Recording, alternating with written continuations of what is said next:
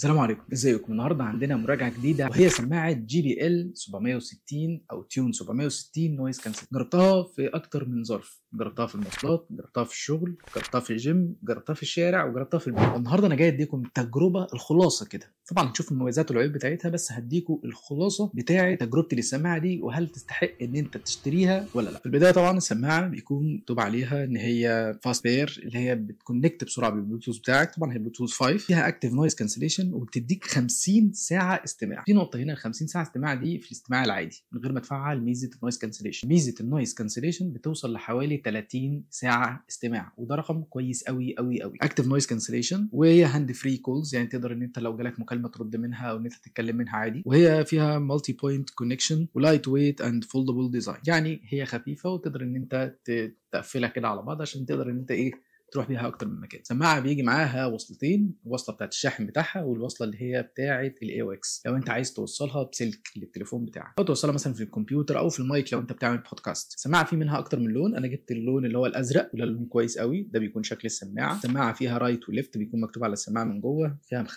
مخدات دي جلد من بره، والتصميم بتاعها هي بلاستيك، بس بلاستيك قوي، تقدر ان هي تمتد معاك عادي جدا. وفيها من فوق حته كده جلد عشان تريح دماغك من فوق، والسماعه بتدور في اكتر من اتجاه. التحكمات كلها موجوده في السماعه اليمين، تقدر ان انت تلاقي المايك وبعدين زرار الباور والانديكيتورز تقول لك سماعه يعني شغاله بتبير او كده، وزرار النويز كانسليشن انت ممكن تفعله او تقفله، ومدخل الاي او اكس، والزرار اللي بيوطي وزرار اللي بيعلي وزرار البوز. تقدر ان انت تتحكم في السماعه دي، تقدر ان انت تعلي، تجيب الاغنيه اللي بعدها، تجيب الاغنيه اللي قبلها، تقدر توقف، تقدر ترد على المكالمات، كل ده تقدر تعمله من السماعه دي. تعمل ازاي بير؟ بتدوس على زرار الباور اكتر من مره، وهي مجرد ما انت بتدوس على زرار الباور اصلا فتره طويله بتبتدي ان هي تفتح وتقول لك ان هي بتبير، تديك لون ابيض وازرق، ولما بتفصل او بتبقى قربت تفصل بتديك لون احمر. السماعه بتدور في اكتر من اتجاه، بتدور لقدام كده او لورا كده، تقدر ان انت تعمل لها فولد تبقى عامله زي كده. ده بيكون شكل السماعه على الراس. هي ان انت اول ما بتلبسها بتحس ان انت انعزلت عن العالم، يعني نويز تحس ان هو خلاص. ده طبيعي مع كل سماعه اوفر اير، لان هي بتبقى واخده ودنك كلها. في حاجه هنا او خليني اقولها في اخر الفيديو، السماعه تجربه الاستماع فيها للمزيكا تجربه حلوه قوي، يعني الصوت فيها فعلا كلير، ولكن هي صوتها مش عالي قوي. دي نقطة لازم تاخدوا بالكم منها. الصوت اللي هو مش عالي، اللي هو الصوت اللي هو يخليك كأنك في حفلة، لكن بتعزلك عن الأصوات اللي حواليك. في نفس الوقت الصوت بيبقى واصل لك كلير. بيز بيبقى فيها كويس جدا، لا هو بيز عالي قوي ولا هو واطي قوي. تريبل فيها كويس جدا، يعني تجربة استماع اوفر اول بتكون تجربة كويسة جدا. في السماعه اليمين هنلاقي مدخل الشاحن، وهنلاقي مفرغ الهواء اللي بيفرغ الهواء منه. تجربتي انا مع السماعه دي، انا استخدمتها في اكتر من مكان زي ما قلت لكم. استخدمتها في الشغل، كانت عامله عزل كويس جدا، ما كنتش سامع اي حد في الشغل. استخدمتها في المترو، ودي كانت صدمه بالنسبه لي، لان الصوت الداخلي بتاع المترو او المذيع الداخلي بتاع المترو اللي هو بيقول لك على المحطات كان بيظهر، وانا كنت بسمعه عادي وانا مأكتف النويز كانسليشن، وكمان مشغل المزيكا على الاخر. يعني الشارع لما مشيت بيها ما كنتش سامع حد، في التاكسي لما مشيت بيها ما كنتش سامع حد، في الجيم لما كنت بلعب بيها في الجيم ما كنتش سامع حد برضه. الجيم مشغل مزيكا وفي ناس بتتكلم حواليك طبعا وفي اوزان وكده، فالدنيا دوشه برضه لحد ما، لكن هي عازلاك. كمان في حاجه، لما انت بتشغل النويز كانسليشن تحس ان الصوت بيبقى افخم، الصوت بيبقى ريتش اكتر. مش عارف ده حاجه ليها علاقه بالنويز كانسليشن او لا، ولكن يعني تحس ان هو بيحسن اوفرول تجربه الاستماع من السماعه دي. السماعه دي لما بلبسها كده على ودني ما بتكونش مريحه بالنسبه لي، يعني مش من السماعات اللي انا احب البسها فترات طويله. بحس ان هي كده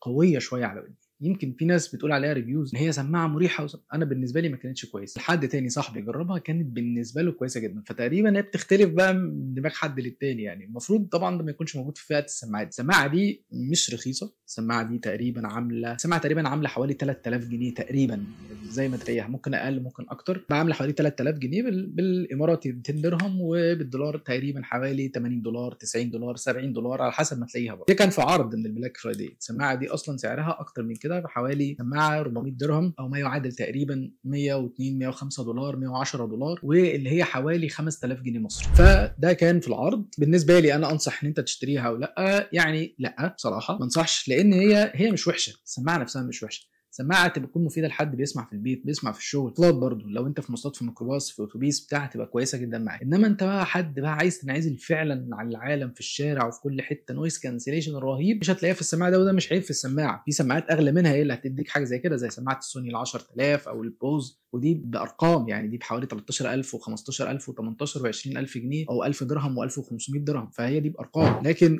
بالنسبه لنا السماعه دي كتجربه هي ما كانتش قد توقعاتي. يعني ده التعبير الصح عنها. كمان في المكالمات السماعه شغاله كويس جدا، في الشارع شغاله كويس وفي البيت شغاله كويس. فانت لو عايز تستخدمها في البيت ان انت تلبسها مثلا تقعد تشتغل او تقعد تسمع حاجه كده عادي، عايز تنعزل عن البيت شويه، السماعه دي كويس جدا. كمان لما انت بتلبسها بتدخل لك الاصوات من المايك، بحس ان الصوت داخل زي ترانسبيرنسي مود اللي بيكون في السماعات الان اير. وعايز اقول لك على حاجه كمان، لو انت هتجيب السماعه دي حاول تنسى موضوع الصوت اللي خارج من السماعه الان اير، لان السماعه الان اير بتكون مختلفه شويه، بتدخل الصوت لجوه ودنك فالصوت بيكون ريتش اكتر. لكن دي سماعه اوفر اير فانت هتاخد شويه على بال ما تتعود عليها لو انت متعود على السماعات الان اير.